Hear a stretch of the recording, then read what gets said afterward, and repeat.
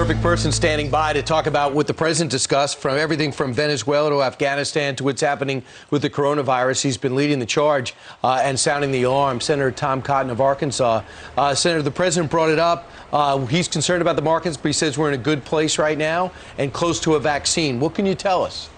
Good morning, guys. Great to be on with you. I want to commend the president's decisive action last month for shutting down travel from China. About 20,000 passengers a day were coming to the United States from mainland China. So that bought us several weeks to try to get our hands around the coronavirus problem. I'm optimistic about a vaccine, as the president is, in a much faster time frame than you've heard from some experts, 12 to 18 months. I think we can do it much faster than that.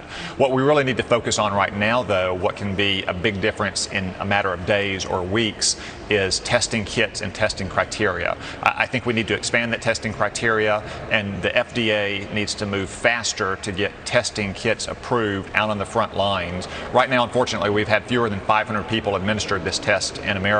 The simplest way to stop this outbreak from happening is to test aggressively so we can identify any possible cases. That's where I think our immediate focus needs to be. The president said out of all the Americans that have come back that were fully quarantined, we're only down to about 10. Most of the Americans are out of danger. He said that he is earmarking $2.5 billion to work on a vaccine. And I know that you all returned this morning, the senators returned this morning. You're getting a classified briefing on this morning. Can you tell us more about it and why it's classified?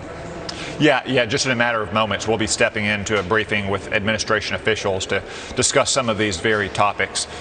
So I think the president is right that all the known cases in the United States are quarantined and they're being monitored by health officials. What worries me is possible unknown cases.